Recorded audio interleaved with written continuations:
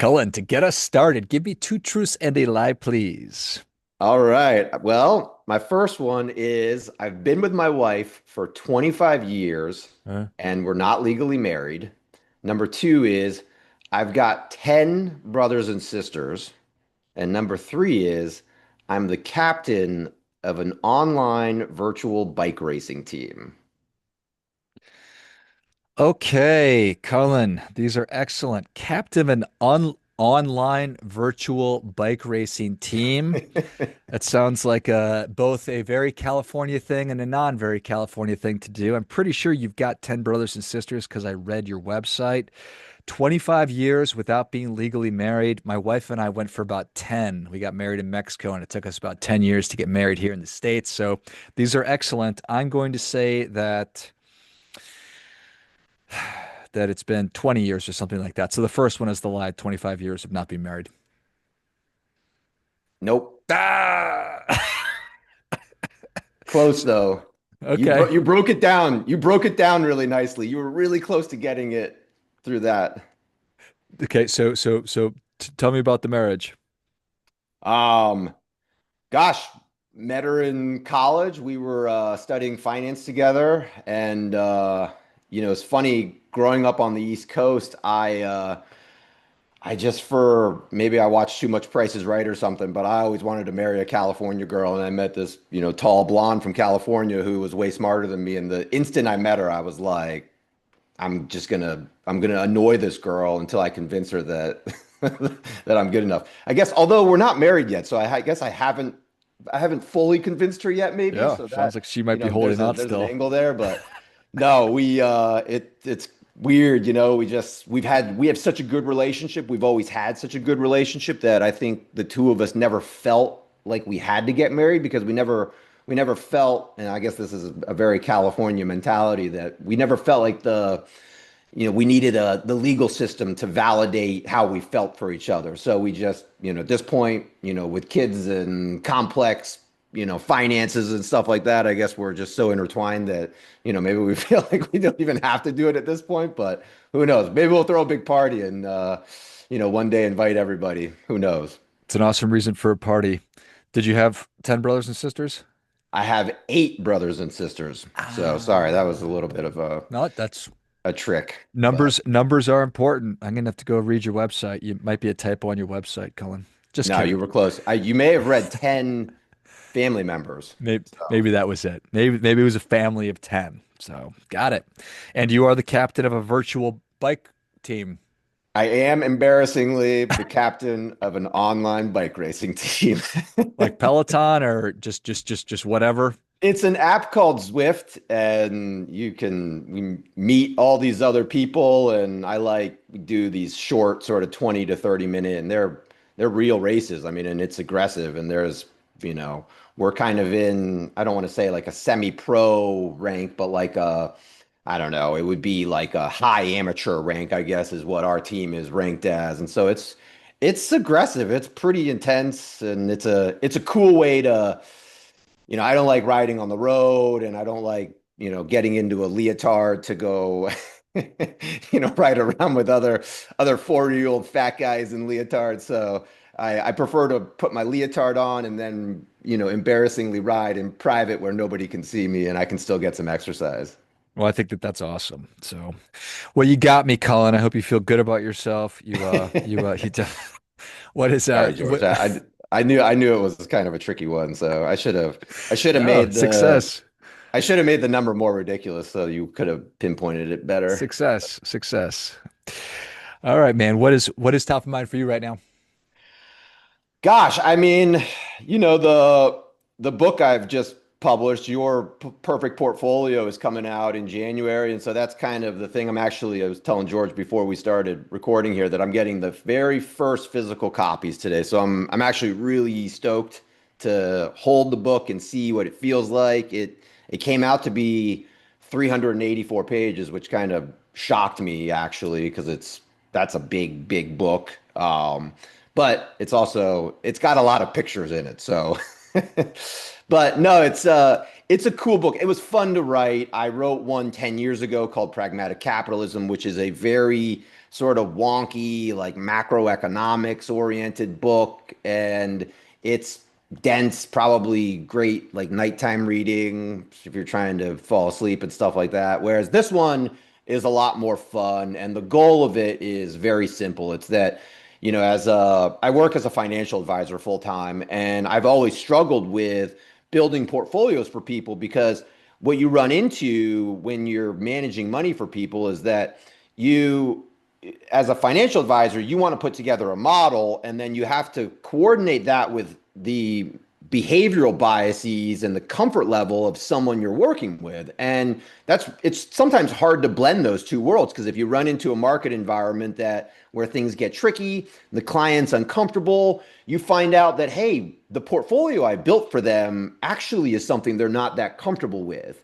And that's really hard to go through as a financial advisor because you kind of run into the reality that, hey, everyone's very, very different. And the goal of this book is basically that I try to distill portfolio construction down into a bunch of relatively simple principles. And then I studied a whole bunch of famous portfolios to try to help people sort of understand, okay, this is how different portfolios work. This is how different instruments work relative to one another.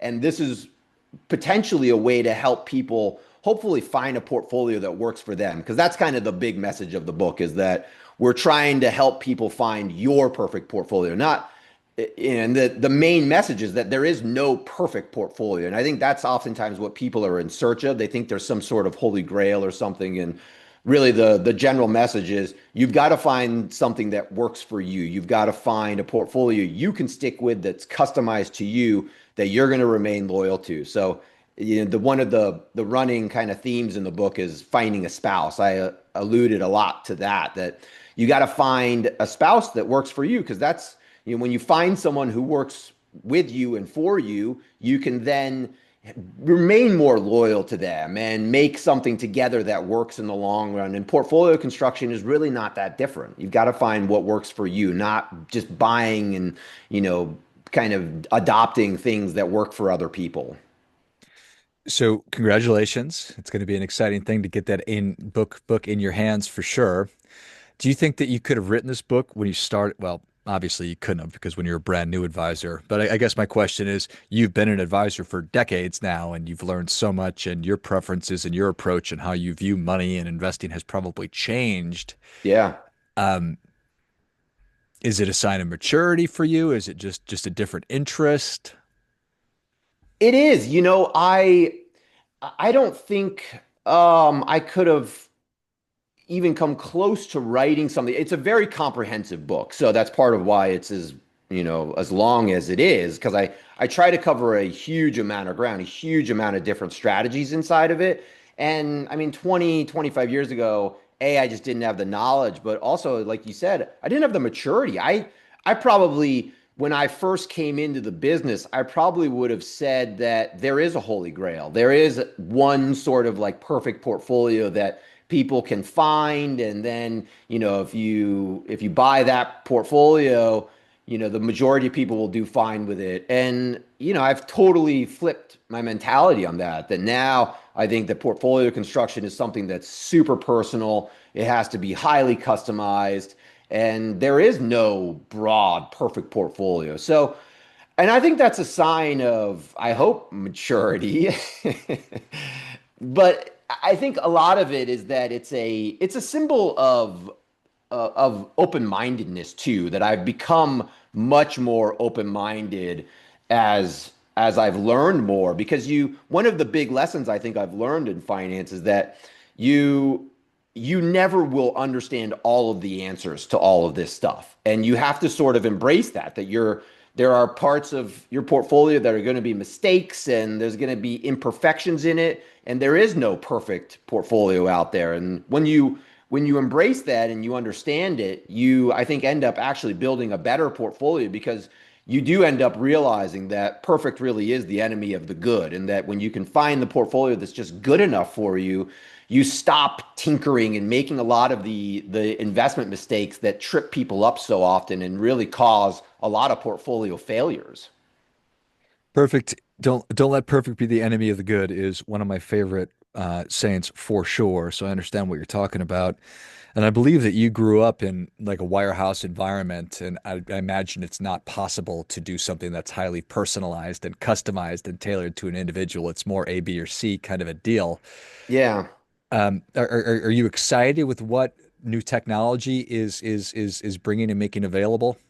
Oh yeah. I mean, it's the industry has changed so much. I mean, it's hilarious. Like looking back at my first job out of college was basically we were selling insurance in a like a boiler room with 50 other, 20-year-old guys.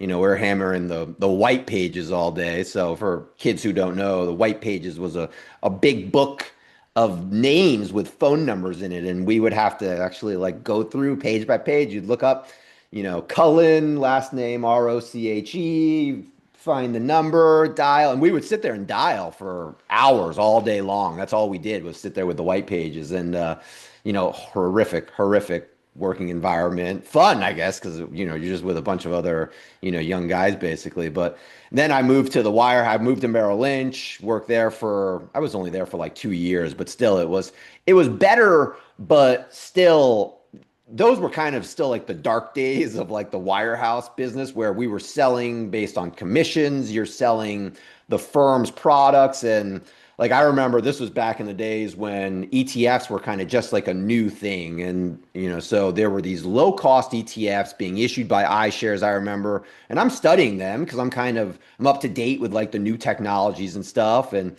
I remember like I went to my boss one day and I'm like, hey, these things do exactly the same performance as the funds that we sell, except that what's weird is the fees are, like 10%. So why are we selling the high cost thing that does the exact same performance or generally worse even? And my boss is like, well, you get paid for this one, you don't get paid for this one. And he's like, you could go sell that one and you're going to make no money. So, make up your mind. And I think I left like 6 months after that. So it's cool now actually like running a business where now I operate ETFs and I've really adopted like the full on like ethos of what I originally wanted to get to at that point in my career and have now sort of developed my own business and my own methodologies that allow me to build these really customized, personalized portfolios using low cost ETFs and things like that. So it's cool to kind of like have my career come full circle where I'm still an advisor, but doing something that is on my own terms with my own customizations and whatnot. Yeah, I appreciate that. I could just see the look on your manager's face as he reaches in his desk and hands you the white pages and tells you to go back and make some phone calls. Stop thinking so much, Cullen. Um, Literally. how do you? That's exactly what he told me. It was like, at my old insurance job, I went and I was like analyzing like a variable annuity and I was like, I'm talking to him and I'm like, this thing doesn't quite do exactly what we claim it does. And he's like, what are you? Are you the annuity Yeah, analyst or are you the annuity salesman? He's like, what's you're going an on here? annuity salesman. Go out and sell this thing. Stop worrying about what it does. So. Like, right. Yep. Thank you. So how do you think about the human side of investing, the whole behavioral side of it? It's the hardest part because I like to think of myself as neither sort of an empiricist or a behavioralist is I guess the way we would frame it in the wonky sort of terminology, but the two worlds have to come together because and it's one of the things that makes finance and economics really difficult is that it is this social science where you have these empirical truths about certain things, but then the world of finance and economics is run by human beings with emotions and feelings and those feelings evolve and change over time. And so you have it's this weird blend of constantly trying to meld the world of theory with the behavioral side of everything. And if you don't understand both, you just can't understand everything in totality because you've got to understand it's like the example I always use is like the way a car operates. You can be the engineer who understands everything about an automobile, But if you don't understand human psychology and the way that the operator of the vehicle functions, well, you really can't understand exactly how a car operates because ultimately the two are intertwined. And I guess that's changing now with self-driving cars. But for now, at least, we've got cars that are driven by human beings for the most part. So to understand how a car really can operate in the real world, you've got to understand human psychology, mentality, and the way humans think and interpret the world. And finance is so much of the same stuff. And so it's difficult because kind of like I was talking about before with portfolio construction, you can have the theoretical optimal portfolio constructed, and if somebody's uncomfortable with that for whatever reason, they don't understand some component of it, or they get uncomfortable during big market downturns, and you say, well, statistically, even when the stock market is down 50%, 99% of the time over the next 20 years, it'll be up, that oftentimes just doesn't meld with the behavioral side of everything. So you've got to understand both. And I think that part of becoming a good investor is understanding your own weaknesses. And I write about in the book how important it is to understand that you're your own worst enemy.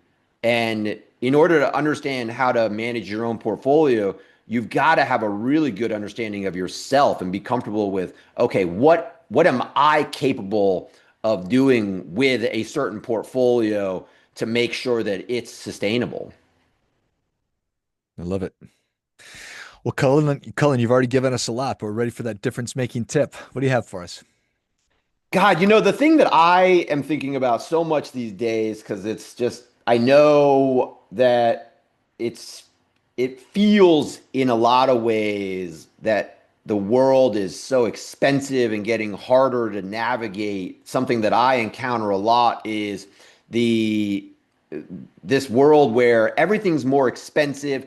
Things are getting better in a lot of ways, but seemingly a lot more difficult in a lot of ways. And it's something that Morgan Housel writes a lot about in his work that, understanding your needs versus your wants is one of the superpowers of navigating money and finance. And when you get caught on this treadmill of having just ever increasing needs relative to your wants, you will consistently find yourself miserable. And I think that when you can sort of find a balance of that, when you find the level of what you really need versus what you really want, and you can balance those things really well, your mental health around money and finance, and then everything else in your life, I think is so much better. Because I think so many people get caught in this trap of feeling like they're looking at social media and feeling like they need to keep leveling up. And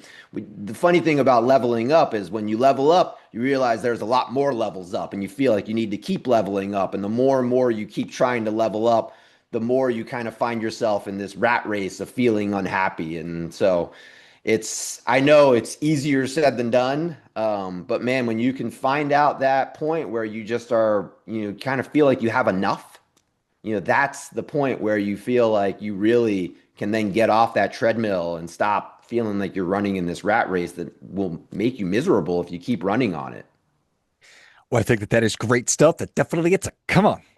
Perfect way to talk about perfect versus good and not allowing perfect to destroy your happiness because you don't have exactly what everybody else has on social media. So well Yeah. said. Well, Cullen, thank you so much for coming on. Where can people learn more about you? How can they engage with you if they're looking for a financial advisor? And where can they get their copy of Your Perfect Portfolio? Yeah, the easiest place will probably be Amazon, obviously. It's published through Harriman House, but we should be in most major bookstores. The book's called Your Perfect Portfolio again, and my website's disciplinefunds.com. I write blogs on there under discipline alerts. It's kind of more freewheeling, kind of, it's not dissimilar to this sort of a conversation type of writing. But yeah, and if people ever have questions, I love fielding questions and comments from people. So if anyone ever wants to reach out, it's Cullen Roche at disciplinefunds.com. I love to get emails from people and share the knowledge, or even just if it's hate mail, I'll take it. Love it. Well, if you enjoyed as much as I did, show Cullen your appreciation. Share today's show with a friend who also appreciates good ideas. Pick up your copy of Your Perfect Portfolio on Amazon. I'll link that in the notes of the show. And go to disciplinedfunds.com and check out everything that Colin is working on. You can get in touch with him there. Send him your love or your hate, whatever emotion is elicited. Thanks again, Colin. Cool. Thanks, George. Finally, friendly reminder, there's never going to be anybody more interested in your financial success than you are. So act accordingly.